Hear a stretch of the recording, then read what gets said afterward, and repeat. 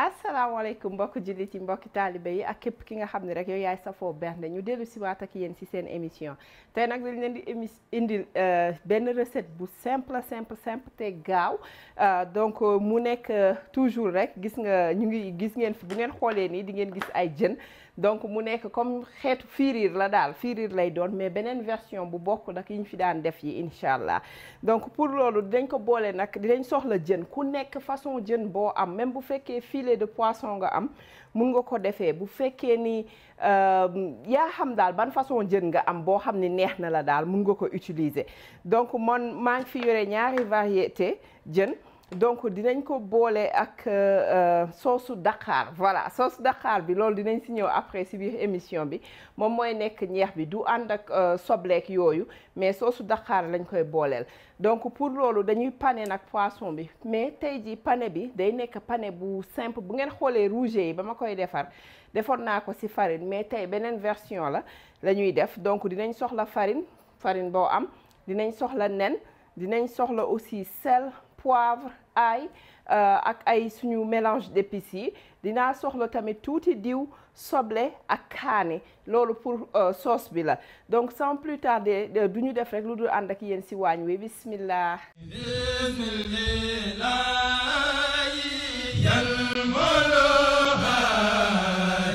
voilà comme li ma leen waxoon sànq rek donc ñun suñu firiir bi nag dina am ay ingrédients yoo xam ne dinañ ko booleek moom ay xeetu salade kii ak dinaa defar benn ceeb si el bi pour ki ko bëgg ñun yooyu rek lañ koy booleel donc fi ma nekk nii damay daal di ñëw jublu directement si mariner jën bi donc jën bi moom jarul marinade di ko teg muy yàgg déedéet gis nga nii daal laay def mu ngeen xoolee defuma citron defuma dara parce que Dakar biñ koy ñëw booleel mooy nekk sauce bi incha allah donc damay daal di jël ma jël sama épices yi voilà di mooy suñu kii bi cajun bi ma daal di koy jël bàyyi ma mélanger yëpp donc dama am ail en poudre oignon en poudre paprika cajun moom laa boole nii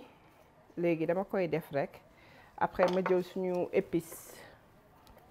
bi nga xam ne fait maison la ñu boole ko ci donc li ma leen wax rek togg bu gaaw la voilà léegi ma war a jël tuuti sel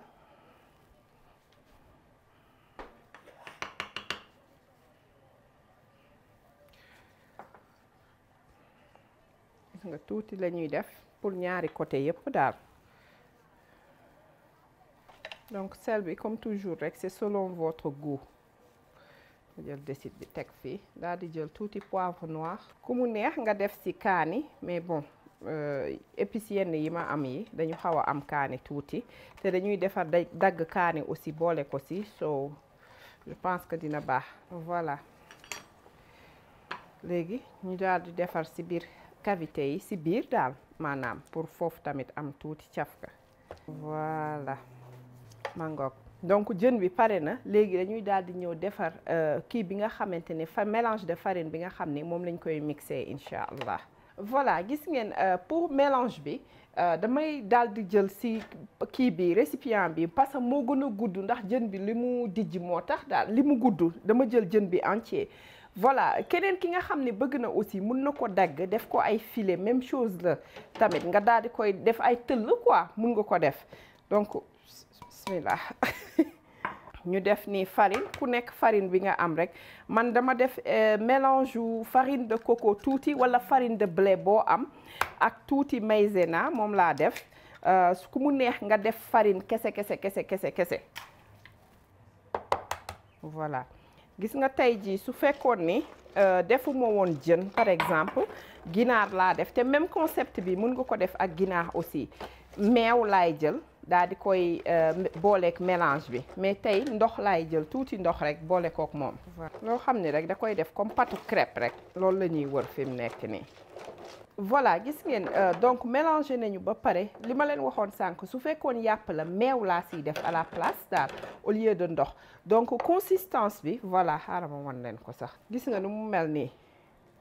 gis nga comme crêpe consistance bi lañ soxla bu dul loolu rek jën bi mbir mi du collé ci jën bi donc ma daal di jël gis nga sànq suñu mélange d'épices bi ñu defaroon bi moom laay jël rek def fii bismillah ma koy bañ a bëril parce que xam nga assaisonné woon nañ jën bi ba pare daal di jël toq sel def ci daal di jël suñu poivre noir def ci daal di mélanger gis nga saa boo sentiree ni dafa dang rek dolliwaat ci tuuti liquide donc mu ngi nii la ñuy def ma daal di indi jën yi nag léegi. voilà gis ngeen bala may commencer ci jën bi damay daal di ñëw commencer ci soosu kii bi Dakar bi donc dama koy daal di commencer voilà comme ça moom le temps ñuy def yeneen affaires yi mu commencer nooy donc dama am fii ndox bu tàng. nga xamante ni du jar may togg sauce Dakar dama koy def rek comme kuy defar jus de Dakar après nag lañ koy door a togg donc ndox bu tàng moo nekk nii ma daal di jël Dakar bi def ci bismillah voilà dañ koy bàyyi nii le temps muy gajaf ak yooyu ñun ñu daal di commencer entamer suñu jën yeeg yooyu après nga xam ne dinañ ci ñëwaat incha allah. voilà gis nga suñu jën yaa ngi nii suñu neexoon dañuy ñëw rek dugal ko ci biir farine bi nii daal di koy bàyyi foofu muy suñu genre pâte bi mais pour yëf yi collé bu baax ci jën bi damay jël tuuti farine daal di ko ci saupoudrer bismillah saupoudrer ko ci ñaari côté yëpp loolu li muy def mooy daf ñuy dimbali pour que suñu baado bi muy maanaam mélange de farine bi mun a collé ci jën yi gis nga jarul muy bëri dañu soxla rek tuuti léegi bu ko defee ma daal di ñëw jël jën bii gis nga ma daal di ko ci diw gis nga ko nii moo ko ci diwee xaaral ma puus nii comme ça du ma taqal leneen mun naa ko bàyyiwaat fii ba ma soxla ko ma jël deuxième bi aussi je refais la même chose dañuy daal di dem ci gaz bi léegi pour commencer ko saaf foofu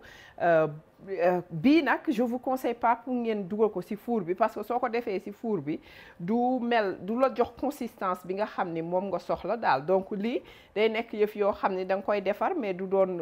chaque fois nga koy togg daal. voilà gis ngeen dañuy commencer pour saaf jën bi donc fi ma nekk nii côté li may def nii c'est optionnel c'est juste que pour kër gi gis ngeen ma tey ci biir kër gi laa nar a saafee lii te d'habitude du may saaf ci biir kër gi donc damay bañ xet bi des ci biir kër gi il faut ma parfumer tuuti huile bi nga xamante ni au moins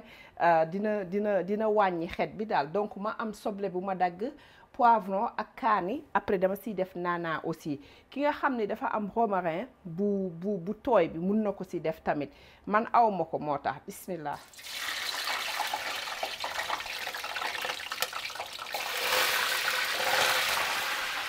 bismillah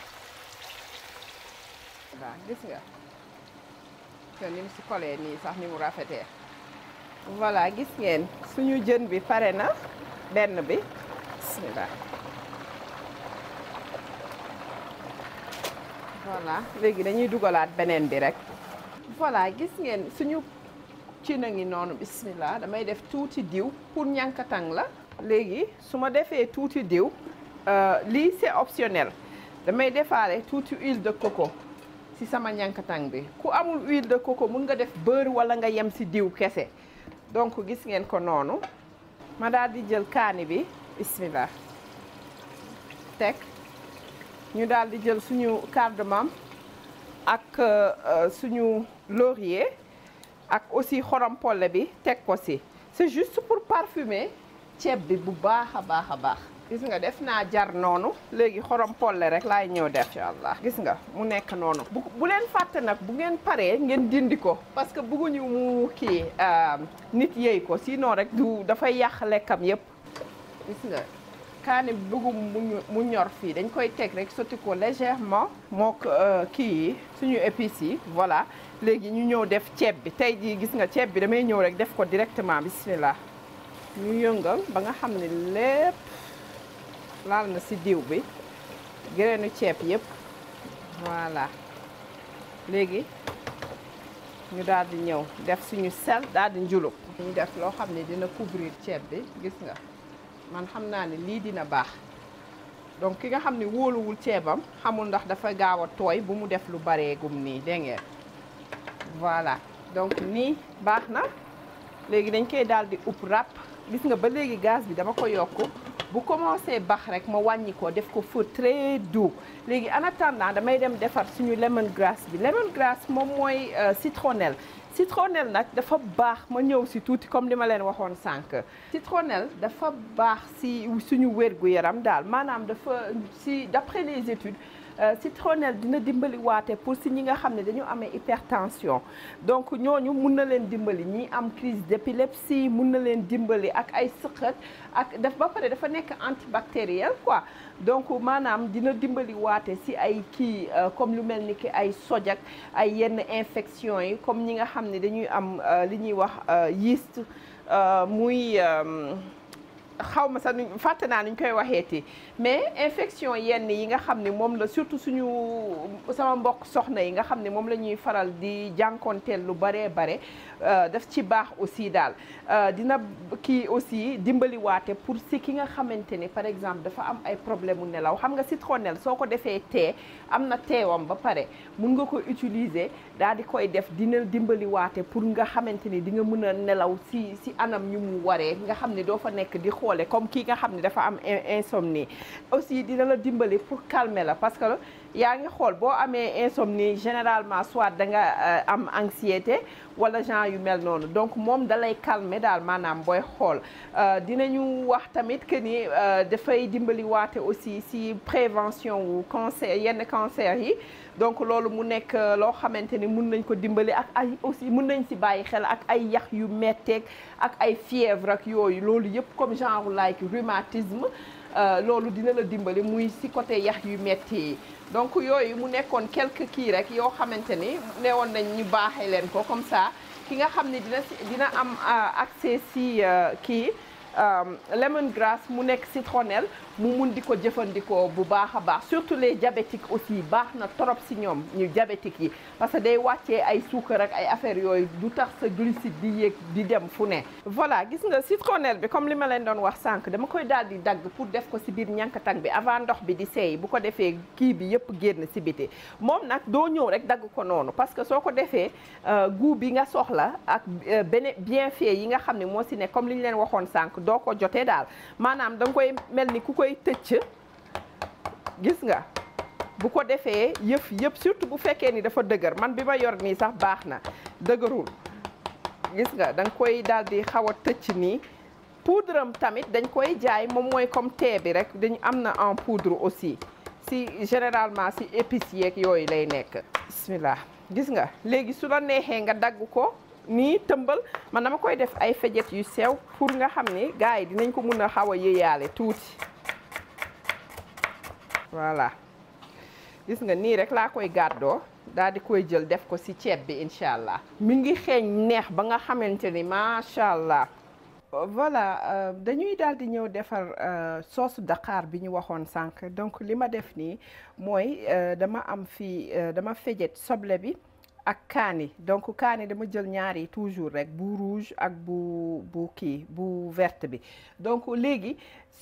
pool bi dafa tàng trop moo tax bëgguma ci def diw bu ma koy def day sens donc damay daal di def sama kaaneeg soble ba pare door ci def diw bi incha allah bismillah gis ngeen beneen astuce aussi gis nga boo fejetee ba pare say légumes wala lu mu munti doon nga koy jëlee ci plateau wala si gis nga comme kii bi comme kii bi cutting board bi nii au lieu de ngay jël fi nga xam ne foofu ngay daggee day yàq sa paaka da ngay jël ginnaaw paaka bi nii di dem ci di ko sotti daal parce que loolu mooy conserver sa paaka bu dul loolu da ngay yàq sa paaka. voilà léegi ñu def ci tuuti diw bismillah donc mu nekk équivalent su ñaari kuddu diw ñoo ci nekk ñaari kuddu yu mag yu ñuy lekkee yi. donc kaani bi ak yooyu yow yaay def selon li nga bëgg mais man nii baax na incha allah bu ci kanamee tuuti bu xawee lax tuuti ma daal di siy def laaj après su ma ci defee laaj bi togg ko pour quelque chose comme ay 30 secondes yooyu juste pour génnee guuwu laaj bu ñorul bi après nag léegi ma daal di ñëw def suñu kii bi Dakar bi ñu daal di koy jàmb daal di koy segg fii incha allah. voilà gis ngeen laaj bi la ñuy def nii bismillah donc dañ koy bàyyi fii quelques secondes rek 30 secondes yooyu pour dindi guuwu laaj bi kese bu ko defee ñu daal di def suñu sauce Dakar bi nga xamante ne dañ ko jàmb yépp ba pare segg ko ci biir pool bi incha allah. voilà gis nga Dakar baa ngi nii dañ koy jël bismillah dañuy def rek li ñu soxla. damay réserver leneen li pour bu may defar jus incha allah ku bëgg a defar sauce bu bari mun ngaa defar.